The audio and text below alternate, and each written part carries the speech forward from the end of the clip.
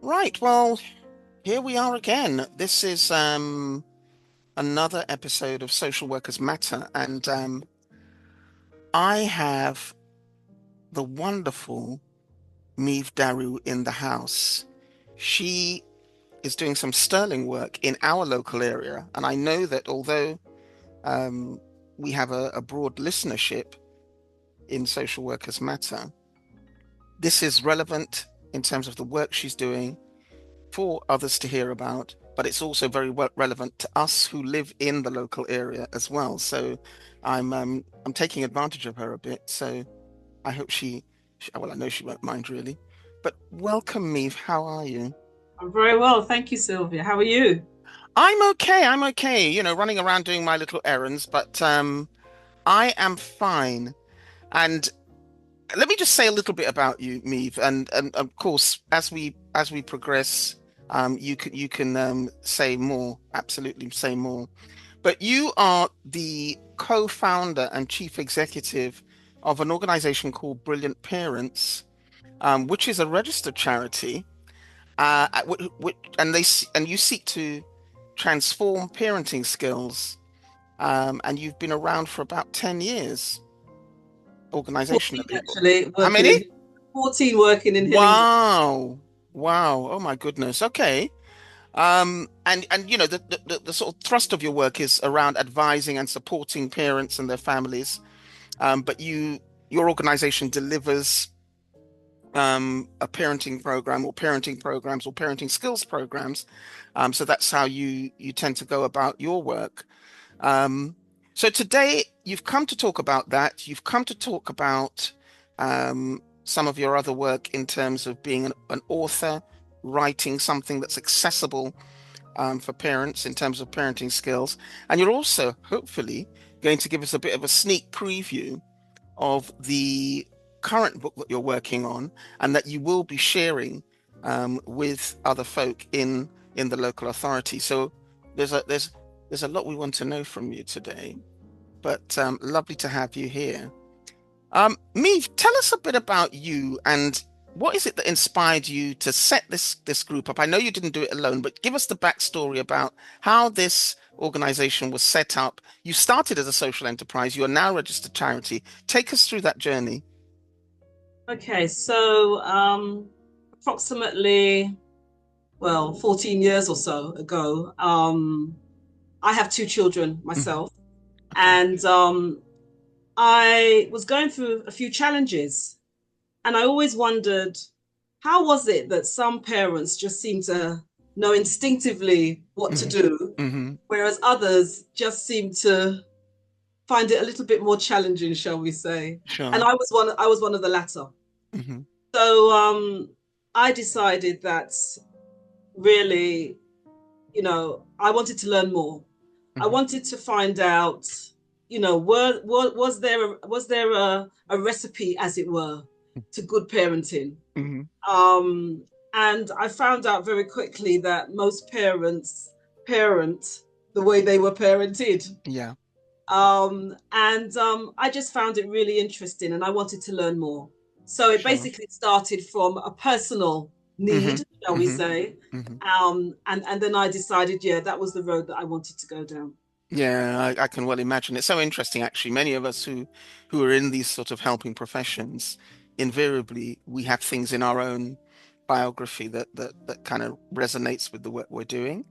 Um, but I think essentially we most of us just want to help people as well. So Yes. Well, there's it that. was never on my radar, to be honest with you. And that's how Okay. life is sometimes. Yep. Sometimes, things happen in life and you think, actually, I could either just kind of, okay, just be in my own little bubble and carry on, or I could Hmm. actually try and do something to help the community, to help parents per se. So Hmm. I taught myself. I decided I wanted to get involved with schools, and I was very fortunate enough back in 2010 to gain employment at Northwood School, in actual Okay. fact, Okay. as a parent support advisor. Hmm.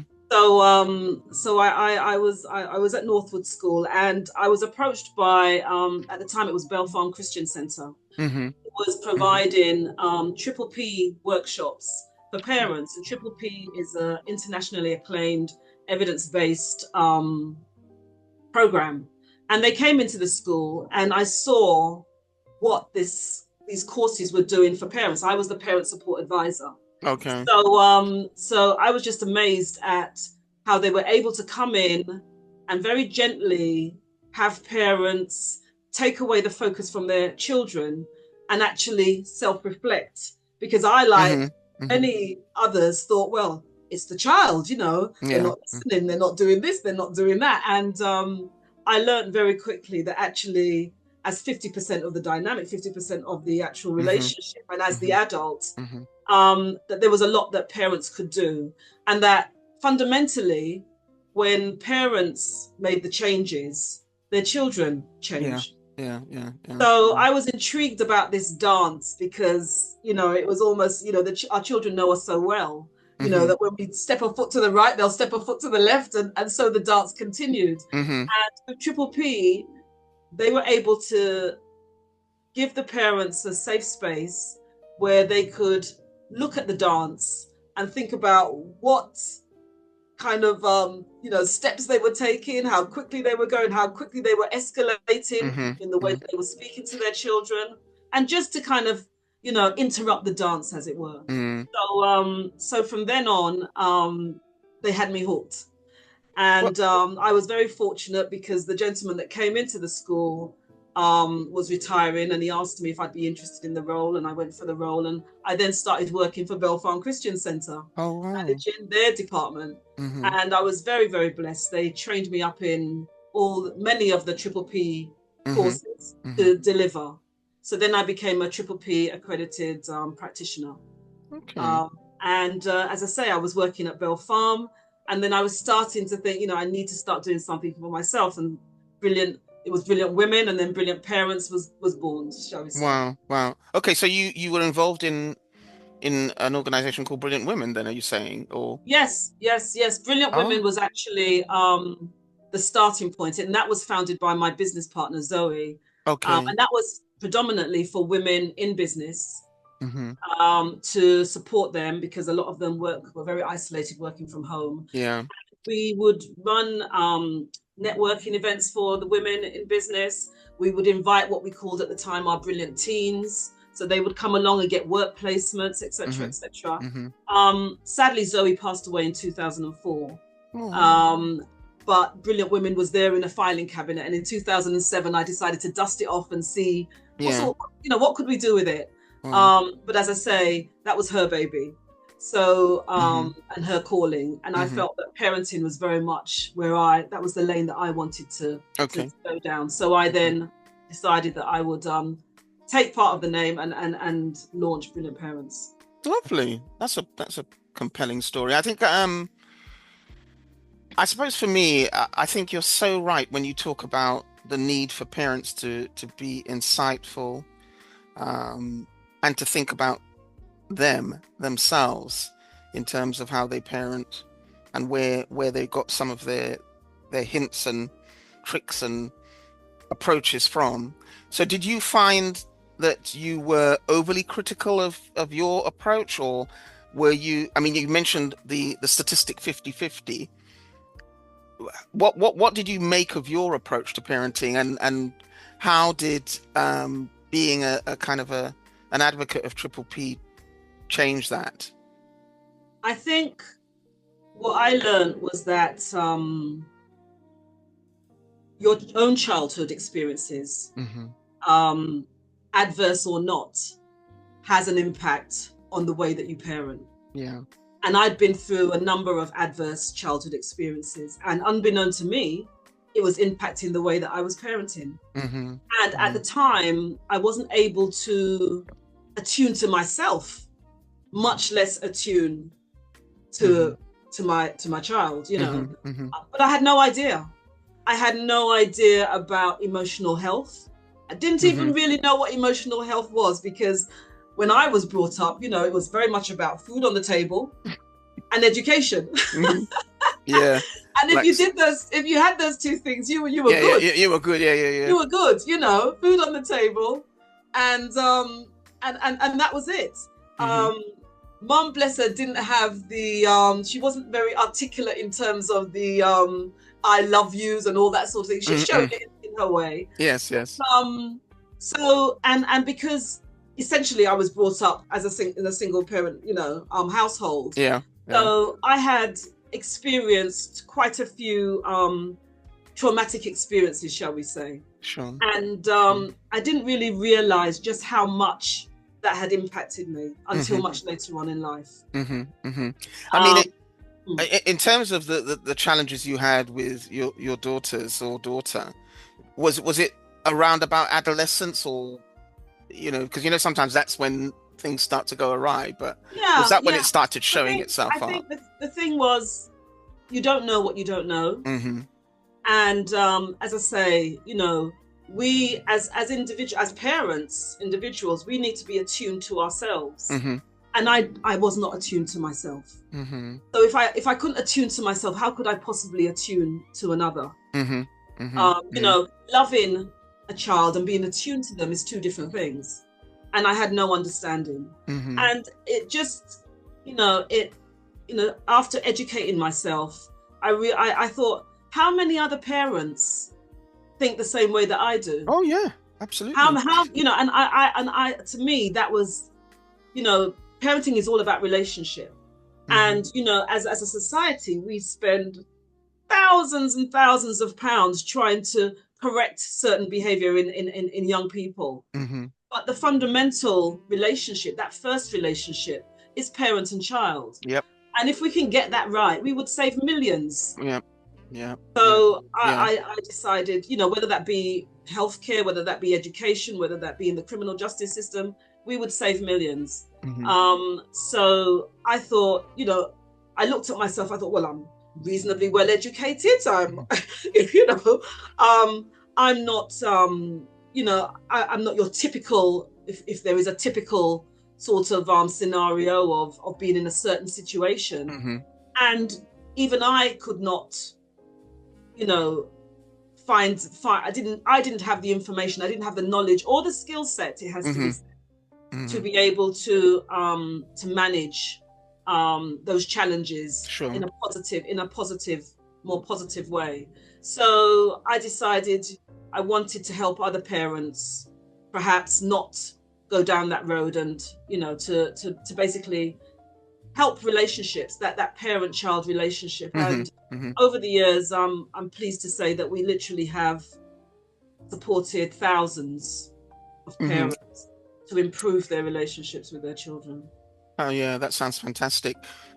Tell us a little bit then. Let's move away from you for a moment in that sense. Tell us a bit about the organization. How is it structured? What's your team look like?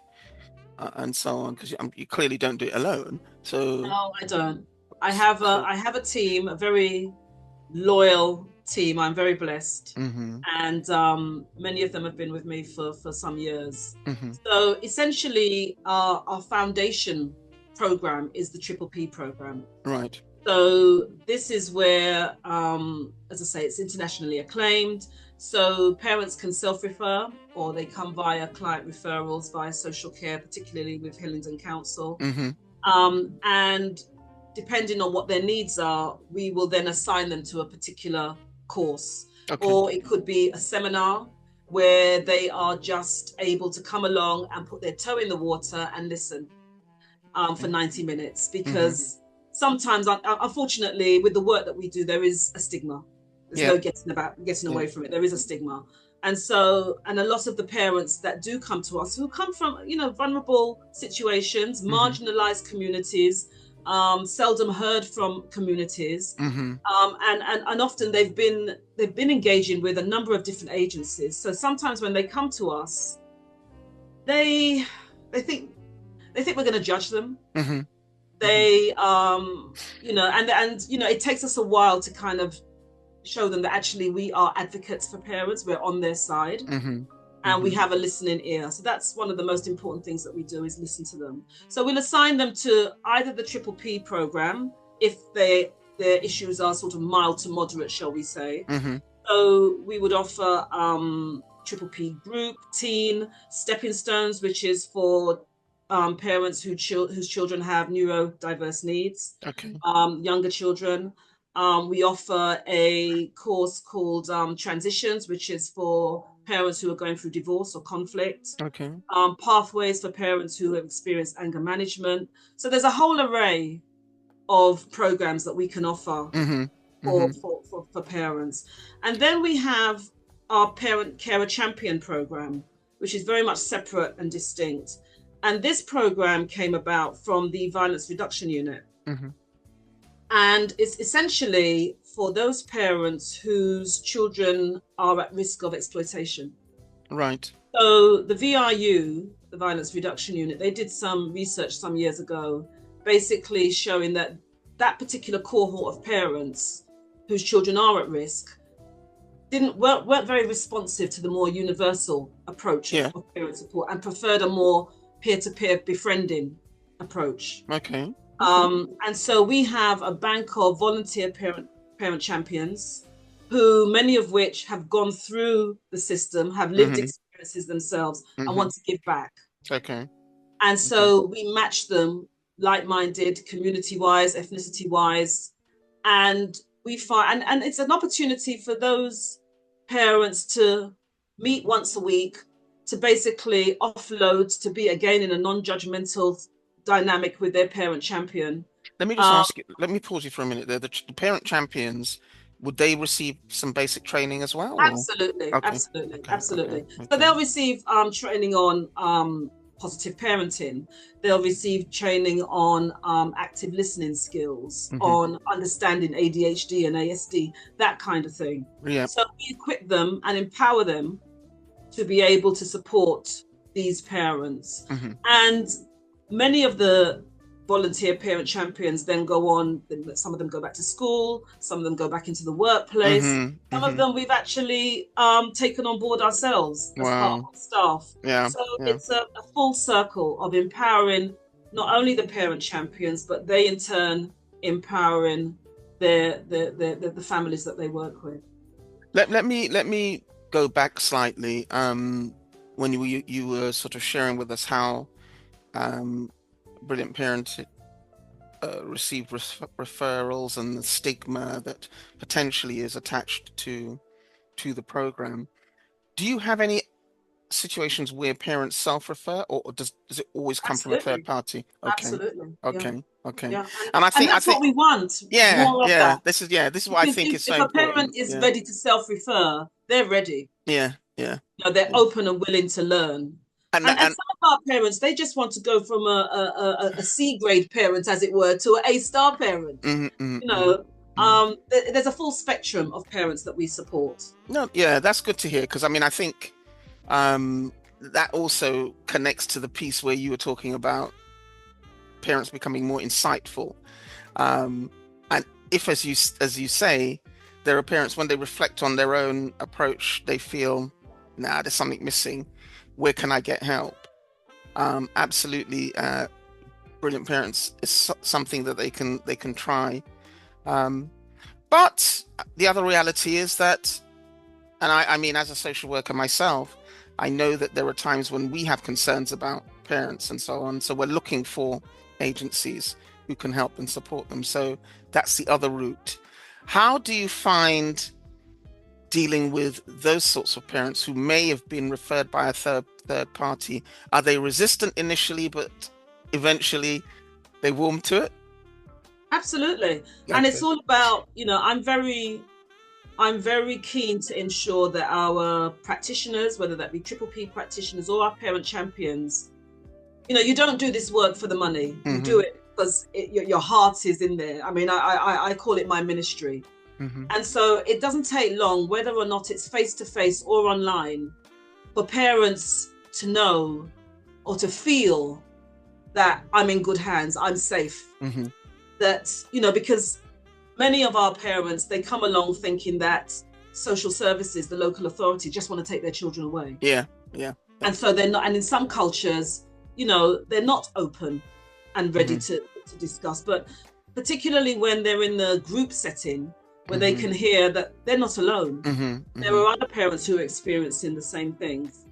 So we will say to them, you know, barring issues regarding safeguarding, that everything else is confidential. Hmm.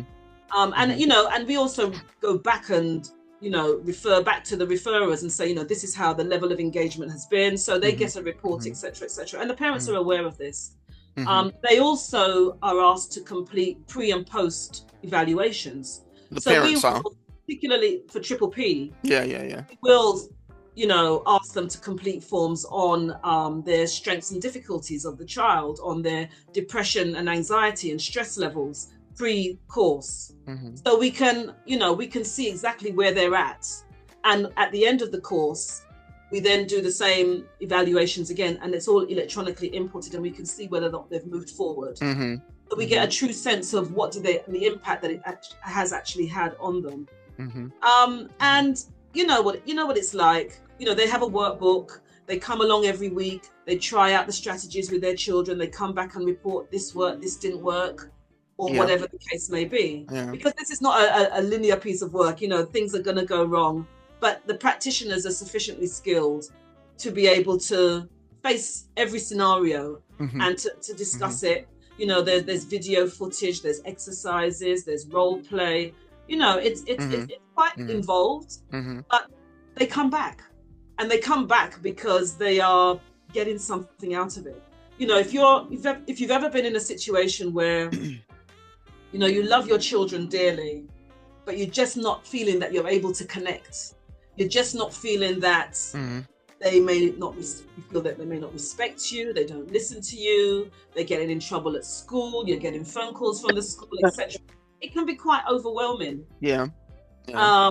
And parents need somewhere that they can go to where they're Hmm. getting the support, because it's not an easy job. I think it's probably the most difficult job there is. Yeah, If you're yeah. blessed with a child that is, has a calm temperament and is very easy, then you're blessed. But many of us don't have that, or didn't have that. Hmm. And so how do you deal with those sorts of situations? Because in any other segment of, in the workplace, as a manager, which essentially what a parent is, you'd go on training. Hmm. You'd be sent on some Hmm. kind of training on how to manage a team, leadership skills, etc., etc. But for some reason, society feels that we just should have all the answers naturally. Yeah, and that's probably one of the biggest issues, that there is this myth that it just happens and it falls into place, and everybody you speak to will have had some kind of challenge. Um, Exactly, but exactly. And and and everyone's it's how different. you manage that challenge. Yeah, absolutely. A couple of things I wanted to ask you. Firstly, from what I'm hearing, your team are skilled at um, engaging parents. There are times when, yes, depending upon how they've come to you, they may initially be somewhat resistant, but this approach where there's no judgmental kind of attitude, um, and I would imagine that you guys who deliver the program would have to be quite warm in terms of how you bring people on. What would you say is the level of engagement um, from those who've been through your program? Um, and how is it? How do your In team? terms of retention, Yes, yes, because it's a commitment, isn't it? It's quite a big commitment to sort of engage in the program. Do they last the course? mm, And how long is the course? And is it doable?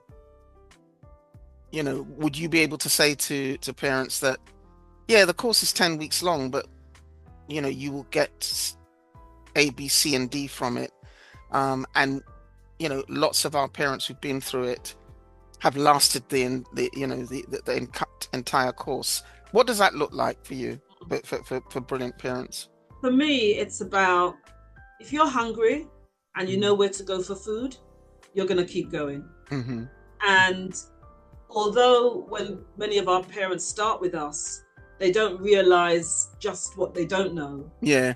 Um, and a lot of them are pleasantly surprised. So I would say on average, our retention rates are about 80%, 80 to Okay.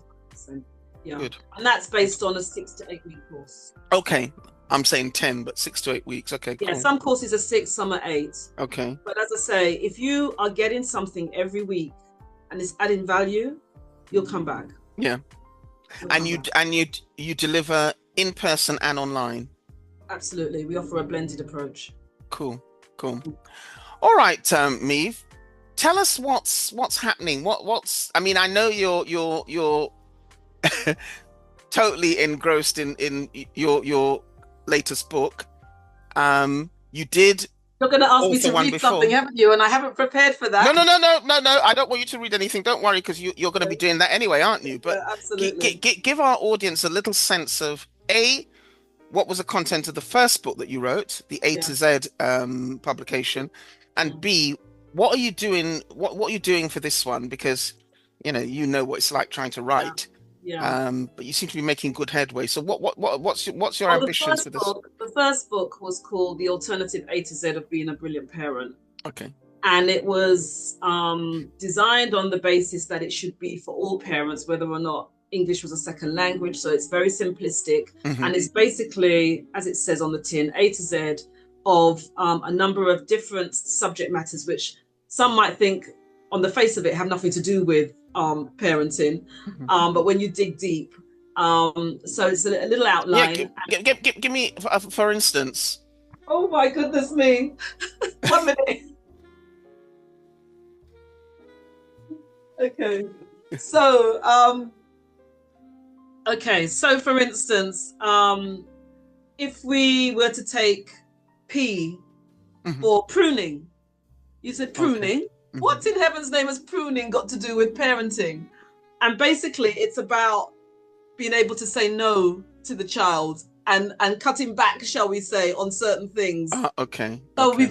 I've used the analogy of pruning, and Hmm. if you want your child to bear fruit in the long term, sometimes you have to say no. Hmm. So that's Hmm. the sort of thing that I Okay. mean. Okay. Sort of Okay. thing So that I mean. some analogies, some Some metaphor. analogies, Yeah. and then Yeah. it asks, and then it for every letter it asks a question. It asks the parent to self-reflect. So, Hmm. for instance, for P, was the last time you had to remind your child of an unacceptable behavior? Do you have the courage to prune? Are you fair with your pruning, or do you sometimes go overboard? And do you need to do more regular pruning of your child's behavior? So it's that kind of thing, giving them exercises and things to think about. I mean, I'm going to slightly divert here as well because obviously we come from the Caribbean community. You knew I was going to say something about that. Um, and I don't know what's your take on how we as parents with Caribbean backgrounds, how receptive are they to this kind of program? For Caribbean Hmm. parents that come in through the door, Yeah. well, to be honest, whether it be Caribbean, African, Hmm. Asian, as long as the UK is not where they were raised, there can be resistance. Hmm. But, Hmm. we have to very clearly say what is permissible and what is not permissible. Hmm. And, Hmm. we're living in different times. Yeah. So Yeah. what I found is that, it's that skill set of being able to connect. Hmm. And once you have that connection, there's less room for correction. Hmm. But so often there isn't that connection and you lose it because, there's a gap. And there should be a gap to a certain degree because we're not their friends. Okay. But Yeah? you see, you're saying that, and I'm thinking, yeah, that may be true in terms of parenting, but I think it's probably even true in terms of the work that you're doing. You know, working with parents who are resistant, who have old school ideas, who have ideas that come from, their sort of cultural backgrounds and so on. Um, and you've got to walk such a fine line between respecting their sort of space and where they're coming from, but also getting them to really attune, as you say, themselves to the children and to And also, themselves. one of the questions that we ask them is it working? Because if it Yeah. were working, they wouldn't be in front of us.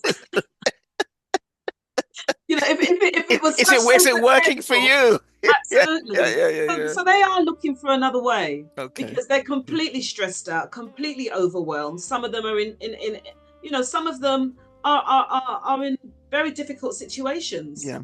Yeah. And I think, it's difficult because it has to be said that parents do feel very disempowered. Mm-hmm. Mm-hmm. Very Mm-hmm. disempowered. They almost feel that, well, what can we do? We can't do this and we can't do this. So we are there to say, well, this is what you can do. Mm-hmm. And it has Mm-hmm. been proven to be effective. Yeah. And I mean, I think that statement about is what you're doing now working? Quite often not. So in a way, what have you got to lose? Absolutely, absolutely. And and it's not just that. I mean, it's as I say, it's also about recognizing, how the way they were parented. I mean, some of them will say, well, it never did me any harm. Well, That's a I always, classic. if I'm in a comedy club, I'll laugh at that. But when I'm working, I don't. But Yeah, yeah, yeah, I know what you mean. Yeah. and some parents will say, well, I'd love to tell my child that I love them, or I'd love to give them a hug, but I just can't because I never had it. Wow. I never, I don't know what it feels like, and I just, I know they need it, but I can't do it. So, Wow. but that's the reality. Mm-hmm.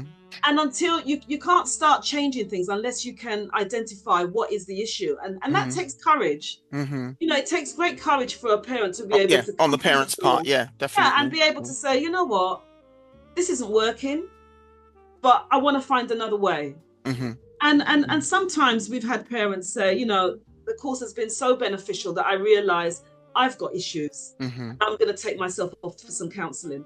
Good. Good. So Good. it has a knock-on effect on the parent, on the child that they've come to give support to, and also on their other children, Mm-hmm. because they Mm-hmm. can implement those strategies with their other children. Good. So we know that we are making a real difference in terms of improving parents' confidence Mm-hmm. and their competence in terms of their parenting Mm-hmm. skills.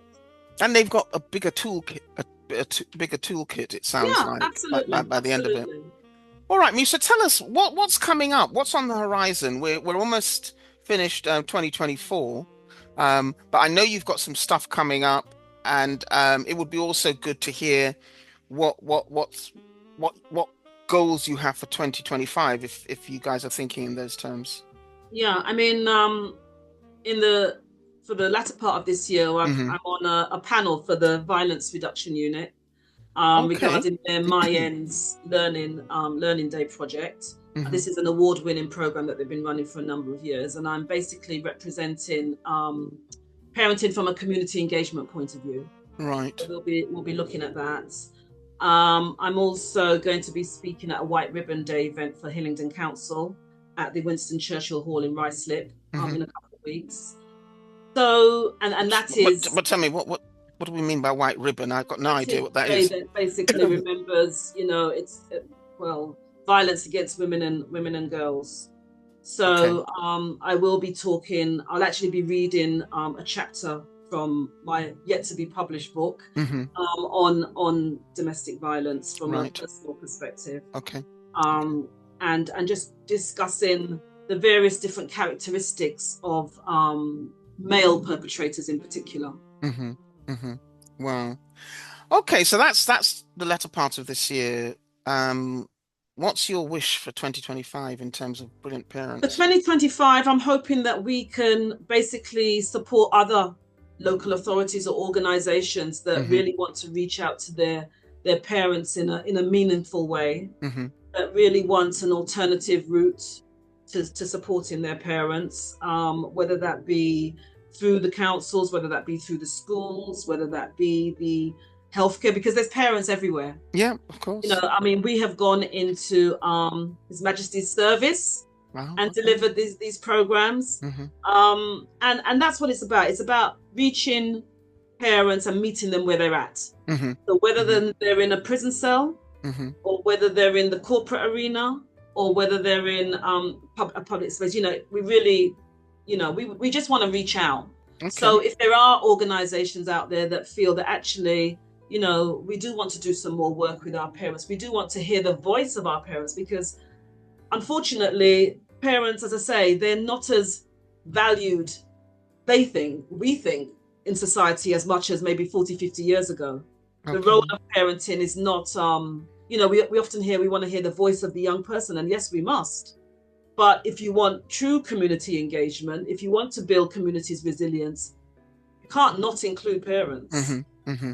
Hmm. So we feel that that we can really add value to that. So as I say, that's really where we want to go, and whether it be the corporate arena or Hmm. not, we'd really And, like to. and presumably you're also um, potentially up for collaboration, partnerships, and so on with Absolutely, okay, absolutely. I all mean, right. we've started doing some work now with young people. So we recently partnered with, well, not partnered, but we worked with the Liminality Group, Oh um, yes, yes, yes. Andre with and his yeah. Andre Harriet, I'll be and speaking to him soon. Ask him yeah, similar questions. Yeah, yeah, yeah. and it was really, really amazing. I And mean, that was local, wasn't it, as that well? was Wasn't local in Hayes. I in mean, Hayes? Yeah. we pride ourselves on being responsive Yeah. as an organization because we are small, we can do just that. Yeah. So we were approached by the local imam at the Hayes Muslim Center. Right. Basically, was quite concerned, or his congregation, shall we say, were concerned Hmm. about a recent incident and the safety of their children. Hmm. So we designed a workshop where Andre, whilst supporting the young people, simultaneously we were supporting the parents. Yeah. And then we were talking to them about the tools and the what they need to look out for in terms of safeguarding their children and Yep. changes in behavior, Yeah. whilst he was supporting the young people to make better choices Yep. when they are amongst their peers, shall we say. Yeah. And Good. then we were able to bring them together Hmm. so that they could Hmm. hear each other's perspectives and break bread together. And it was wonderful. It was absolutely Lovely. wonderful. So we did that, and as I say, that came purely from a call to action from the imam, Hmm. where we were Hmm. able with the violence reduction unit to support them, and then we went into Botwell Green Library. We did something similar. We went Hmm. into Harlington Young People Centre. So we very much are part of the community and the voice of the community.